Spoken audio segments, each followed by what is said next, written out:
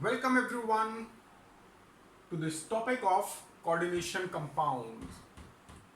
Coordination compound एक ऐसा topic है जो पहली बार हम उसे देखते हैं तो हमें लगता है पता नहीं क्या चीज़ पढ़ रहे हैं, बड़ा कंफ्यूजिंग सा लगता है. But actually if you devote some time this is a very interesting and very very simple topic.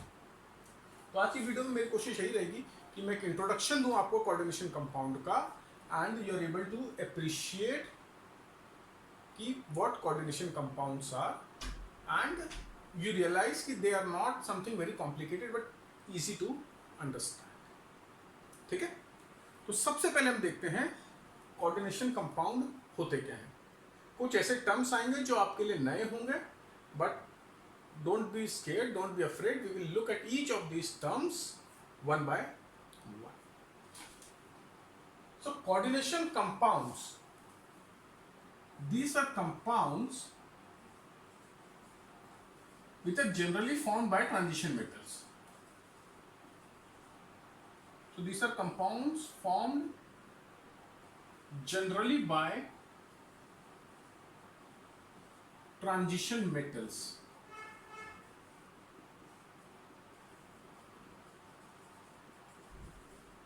Okay? तो ये जनरली ट्रांजिशन मेटल्स फॉर्म करते हैं and in these compounds transition metals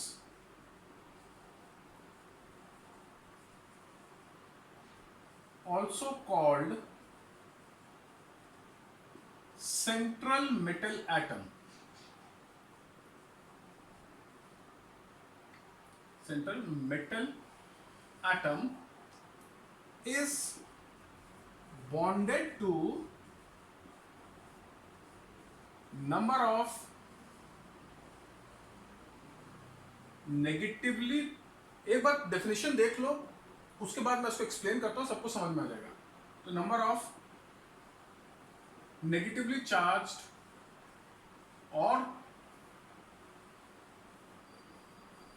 neutral molecules called ligands.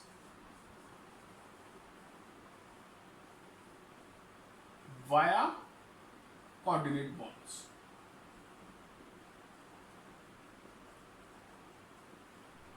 Negatively charged ions.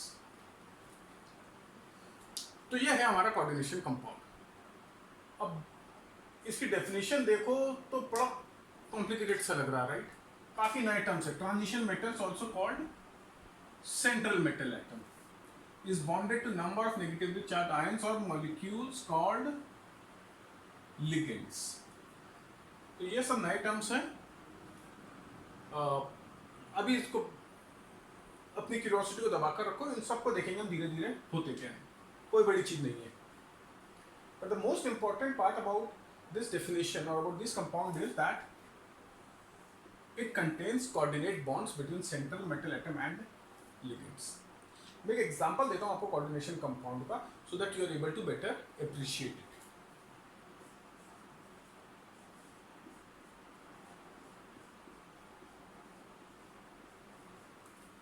ये देखो,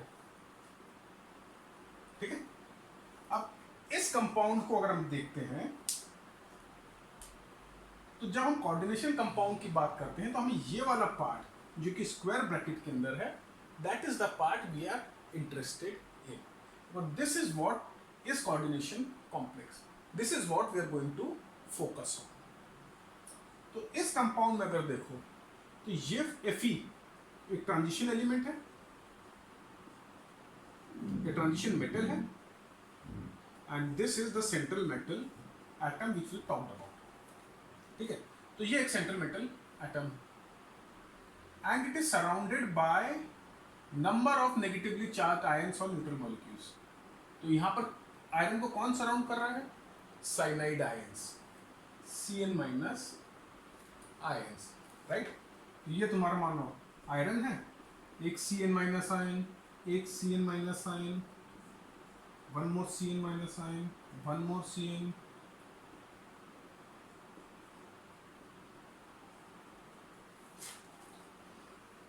तो ये तुम्हारा एक कोऑर्डिनेशन कंपाउंड हो गया. मतलब ये पूरी की पूरी चीज को कोऑर्डिनेशन कंपाउंड बोलते हैं, इसको कोऑर्डिनेशन कॉम्प्लेक्स बोलते हैं. तो इस कोऑर्डिनेशन कॉम्प्लेक्स में एक सेंट्रल एटम था जो कि बॉन्डेड है to number of negatively charge ion, cyanide ion in this case, by coordinate bond. ये जो बॉन्ड है सब कोऑर्डिनेट बॉन्ड है, डेटिव बॉन्ड, यानी अभी देखेंगे क्या होता है इसमें। ये सारे के सारे कोऑर्डिनेट बॉन्ड्स।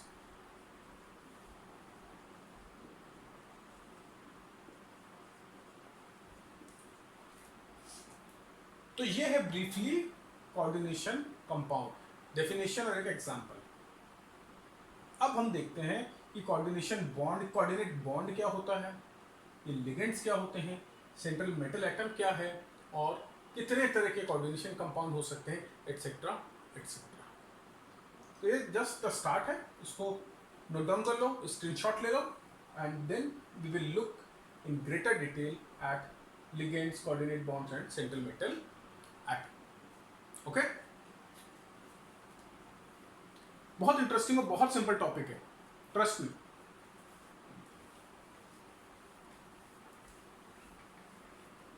तो कोऑर्डिनेट बॉन्ड, नाम ही कोऑर्डिनेशन कंपाउंड का इसके कारण पड़ा है कोऑर्डिनेशन बॉन्ड, कोऑर्डिनेट बॉन्ड के कारण इसका नाम पड़ा है कोऑर्डिनेशन कंपाउंड। तो coordinate bond it is basically a covalent bond, right, but in which both the shared electrons are donated by a single atom. Both shared electrons are donated by a single atom, नहीं बोला, a single entity. Okay, जो electron donate कर रहा है उसको बोलते हैं donor. देखो नॉर्मली क्या होता है कोवेलेंट बॉन्ड के अंदर, लेट्स से हम एग्जांपल लेते हैं H2O का। ये हमारा वाटर है, ये कोवेलेंट बॉन्ड है, ठीक है। तो एक इलेक्ट्रॉन हाइड्रोजन दे रहा है, सॉरी ये क्या बना दिया मैंने, O2H, ये पता नहीं क्या चीज है।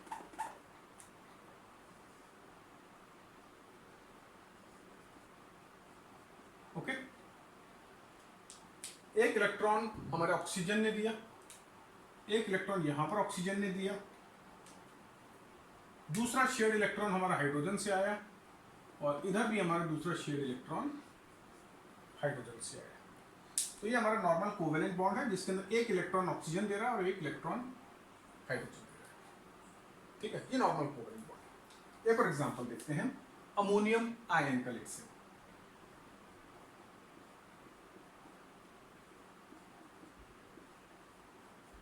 ये हमारा अमोनिया रहता है, राइट। तो नाइट्रोजन के पास, नाइट्रोजन और हाइड्रोजन एक एक इलेक्ट्रॉन दिए, शेयर करके उन्होंने अमोनिया बना लिया।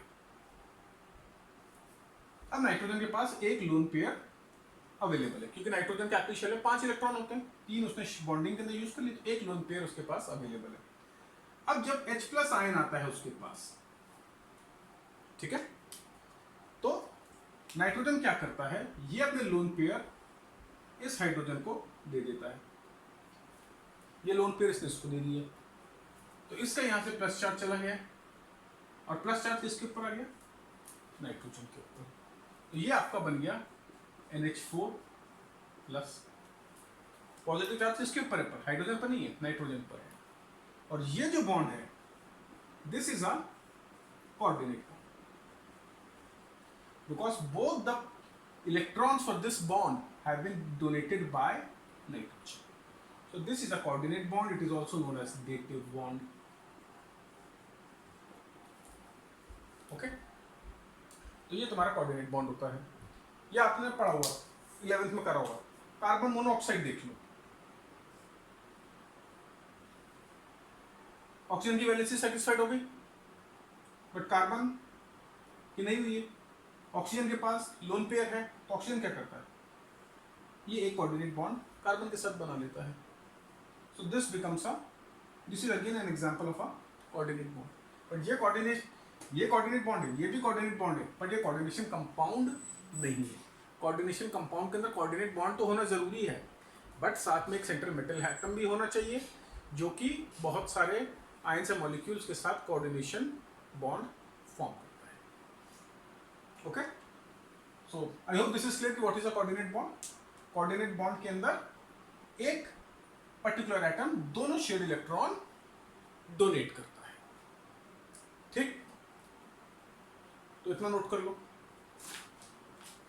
अब इसी से रिलेटेड हम एक कॉन्सेप्ट पढ़ते हैं जो कि आपने पहले भी पढ़ा होगा, which is that of Lewis base and Lewis acid. Now according to Lewis theory, a substance which donates an electron pair or which can donate an electron pair is known as Lewis base. जो Lewis base है वो क्या होते हैं? Electron donor होते हैं।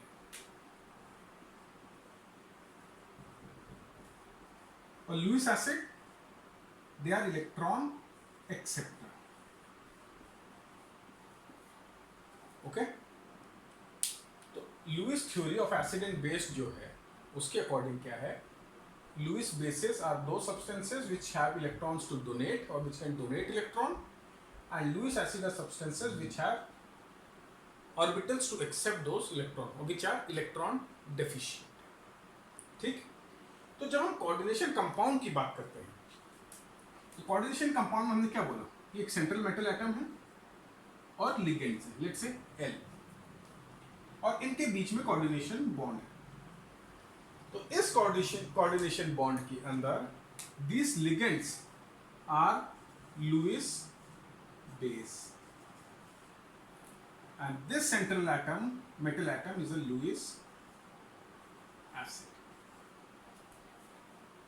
ठीक है, तो फिर से कोऑर्डिनेशन कंपाउंड में कोऑर्डिनेशन बॉन्ड होगा सेंट्रल मेटल एटम और लिगेंड्स के बीच में। Ligands act as Lewis base and donates the electron pair and forms the coordinate bond.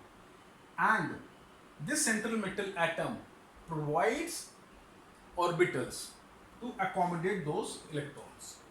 मतलब भाई अगर हम वही चीज ले पाएंगे ना जिसको हम स्टोर करने की हमारे पास जगह हो, तो सेंट्रल मेटल एटम का इंपॉर्टेंट काम क्या है कि ये वेकेंट ऑर्बिटल्स अवेलेबल कराता है to accommodate this donated electron. तो ये जो बॉन्ड है between ligand and central metal atom एक कोऑर्डिनेट बॉन्ड है जिसमें ligand is acting as a Lewis base and central metal atom is acting as a Lewis acid.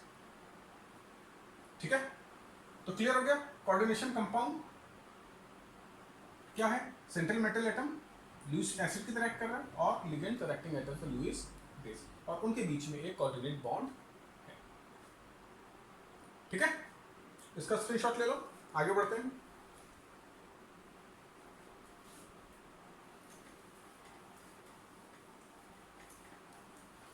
अभी आगे हम और देखेंगे डिफरेंट टाइप्स ऑफ लिगेंड्स, किस तरह के लिगेंड्स हो सकते हैं, कौन से मॉलिक्यूल्स हैं या कौन से आयन्स हैं which can act as ligands, but वो थोड़ी देर बाद। अभी हम कंपेयर करेंगे, और ये भी काफी बड़ा कंफ्यूजन रहता है लोगों में कि जहां पर थोड़ा सा बड़ा सा फॉर्मूला देखा उसको बोल देता है ये तो कॉम्प्लेक्स है, ये तो कोऑर्डिनेशन कंपाउंड है। ऐसा नहीं है। For example let's look at this double salt which most of you would be very very familiar with, Morse salt.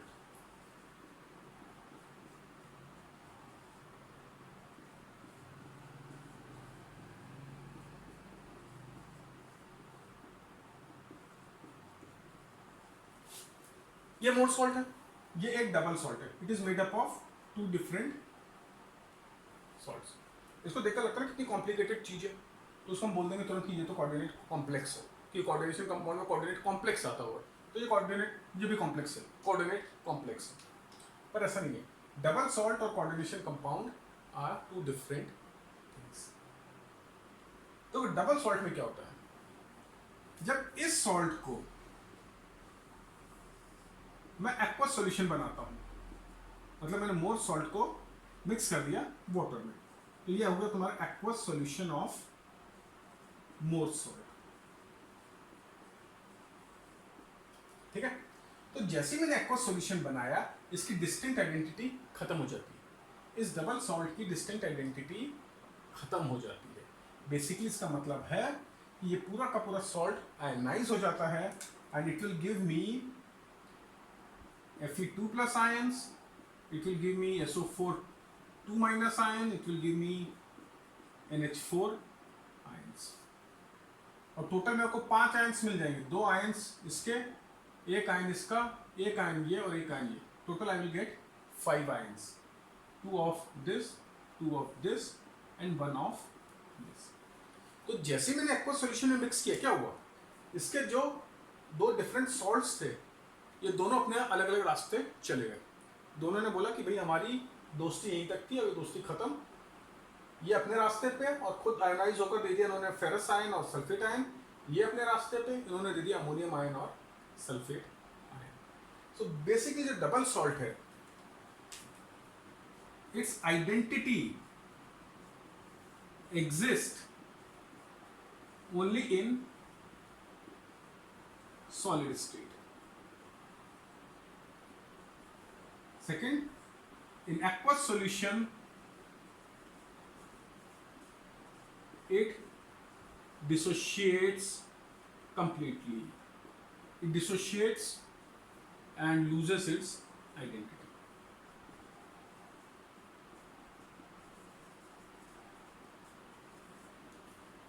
ठीक है। जबकि अब कंपेयर करो इसको with a complex salt. Let's say again K4 FeCN6। इसका जब हम एक्वस सॉल्यूशन लेंगे तो हमें केवल 2 टाइप के आयंस मिलने वाले हैं, एक K+ आयन और दूसरा फेरोसाइनेट।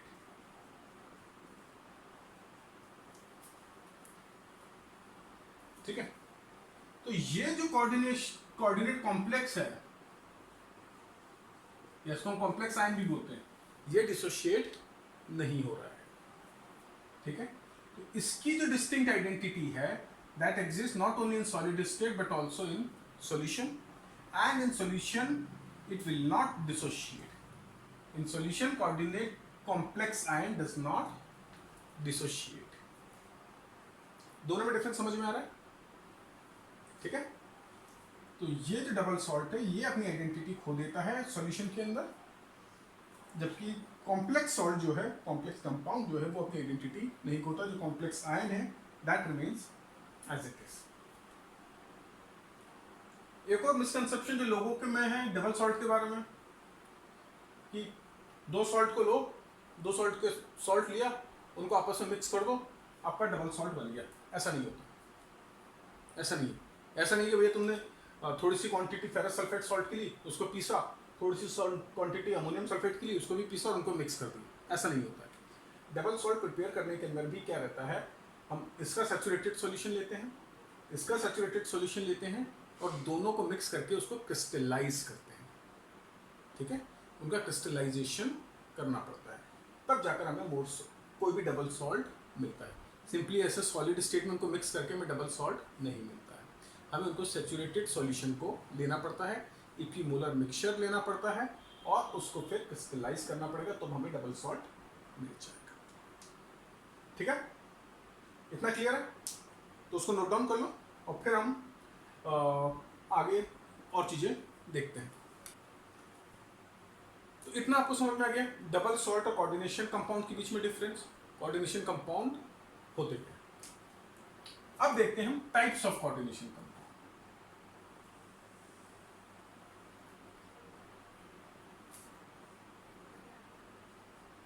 Homoleptic, heteroleptic.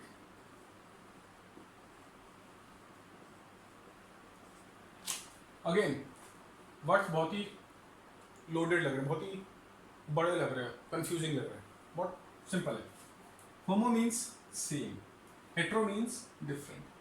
तो वो कोऑर्डिनेशन कंपाउंड जिसके अंदर सेंट्रल मेटल एटम केवल एक टाइप के लिगेंड के साथ अटैच्ड है, those are called homoleptic compound. जहां पर सेंट्रल मेटल एटम एक से ज्यादा टाइप के लिगेंड से अटैच्ड है, those are called heteroleptic coordination compound. So central metal atom is attached या bonded to single ligand, single kind of ligand. Okay, there here central metal atom is attached to more than one kind of ligand.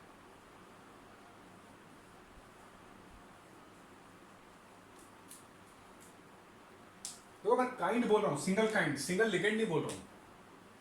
अगर ligand एक से ज्यादा होंगे पर सब एक ही type के होंगे. यहाँ पर अलग अलग टाइप के लिगेंड होंगे. जैसे एग्जांपल है हम कोबाल्ट,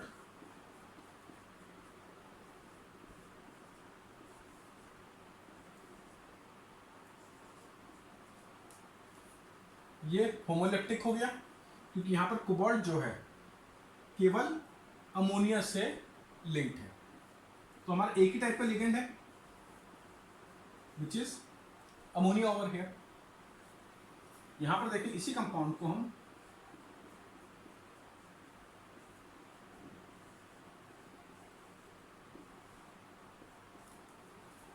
ये हमारा दूसरा कोऑर्डिनेशन कॉम्प्लेक्स हो गया. तो इसके आगे मैंने आयन नहीं लिखा, कैटायन नहीं लिखा. तो जब मैं कैटायन लिखता हूं तो पूरा कंपाउंड बन जाता है. जब ये कैटायन नहीं लिखा तो ये कॉम्प्लेक्स आयन बोल दो, कोऑर्डिनेशन एंटिटी बोल दो इसको, राइट. ये भी कोऑर्डिनेशन कॉम्प्लेक्स हो गया. तो अब इसके अंदर देखोगे तो there are two types of ligand. एक अमोनिया लिगेंड है और एक क्लोरीन. तो this is a heteroleptic coordination compound. ठीक है, दो से ज्यादा टाइप के लिगेंड भी हो सकते हैं. तो इसको नोट कर लो. Homoleptic ligand, sorry, homoleptic coordination compound या homoleptic coordination complex and heteroleptic coordination complex. ठीक है, इसको नोट डाउन करो, स्क्रीनशॉट ले लो और आगे बढ़ते हैं और डेफिनेशन देख लें. अब नेक्स्ट क्लासिफिकेशन देखते हैं हम कोऑर्डिनेशन कंपाउंड का, which is on the basis of charge on coordination complex. किसके बेसिस पर है? Charge on coordination complex.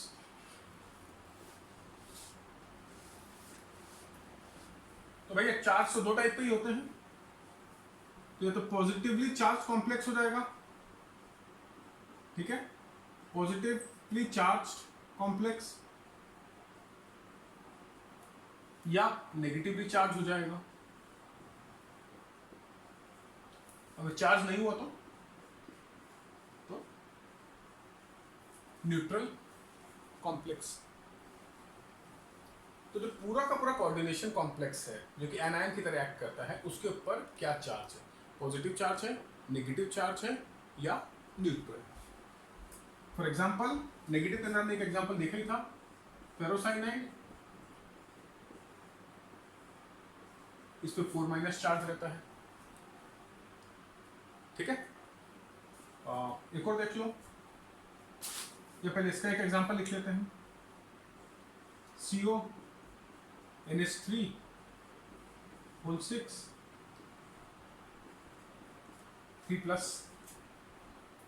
तो ये एक और तुम्हारा वो हो गया पॉजिटिवली चार्ज कॉम्प्लेक्स. ये तुम्हारा नेगेटिवली चार्ज कॉम्प्लेक्स हो गया. न्यूट्रल कॉम्प्लेक्स देख लें. NiCO, ये carbon monoxide as a ligand, ये आपका न्यूट्रल हो गया. Let's say cobalt,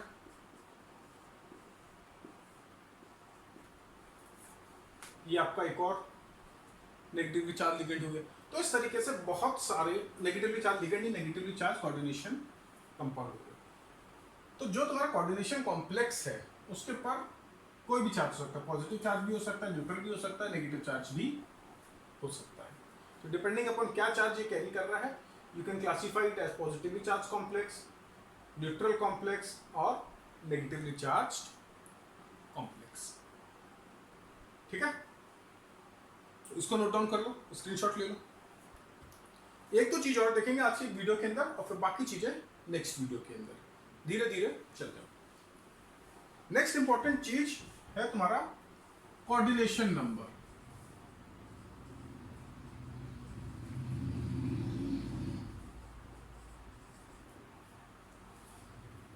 coordination number basically कुछ नहीं है, it is the number of ligands attached to the central metal atom. It is number of ligands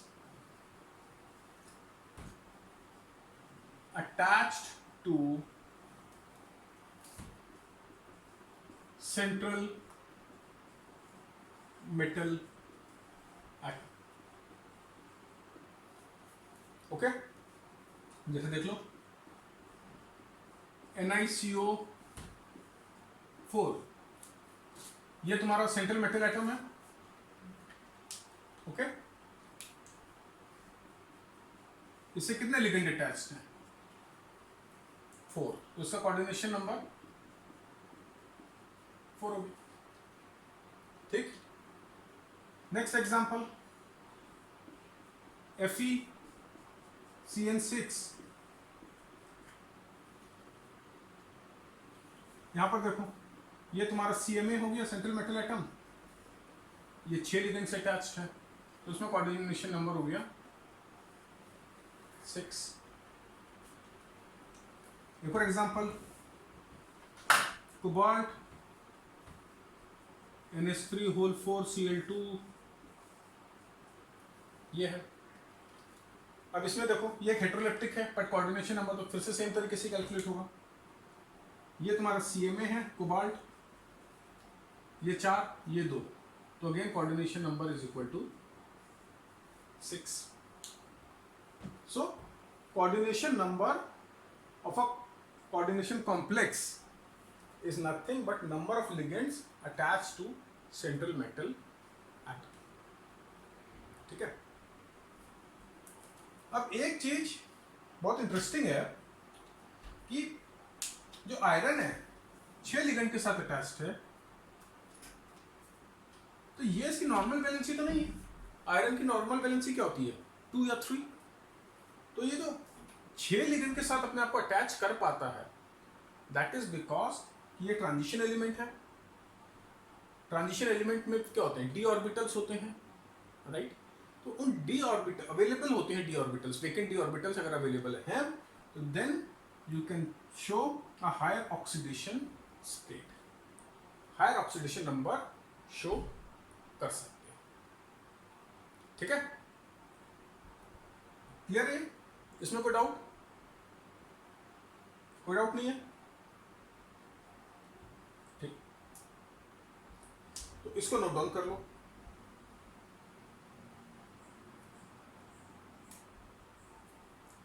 तो आज अभी तक हम लोगों ने क्या क्या देखा?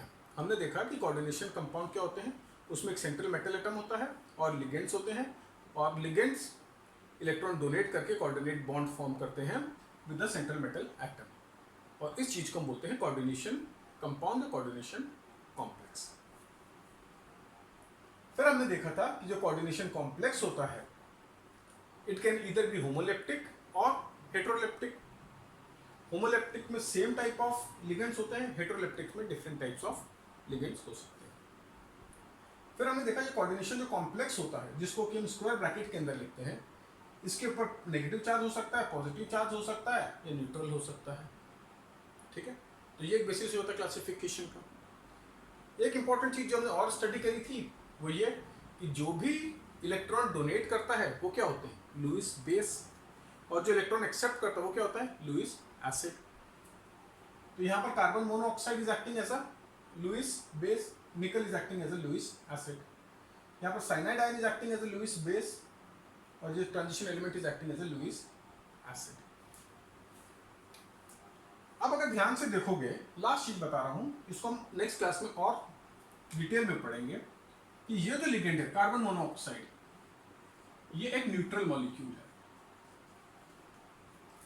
CN यहां पर जो लिगेंड है ये एक नेगेटिवली चार्ज्ड है, आयन है ये। NH3 again neutral ligand, right. तो neutral molecule as a ligand क्यों एक्ट कर पा रहा है? देखो लिगेंड का काम क्या है? इलेक्ट्रॉन डोनेट करना। तो इसका मतलब है भले ही न्यूट्रल हो और कोई ना कोई ऐसा सेंटर है, कोई ना कोई ऐसा एटम है जिसके पास लोन पेयर ऑफ इलेक्ट्रॉन होगा। तो अगर हम अमोनिया देखें तो 3 इलेक्ट्रॉन यहां लगता है, 2 इलेक्ट्रॉन इसके नाइट्रोजन के ऊपर अवेलेबल रहते हैं, लोन पेयर।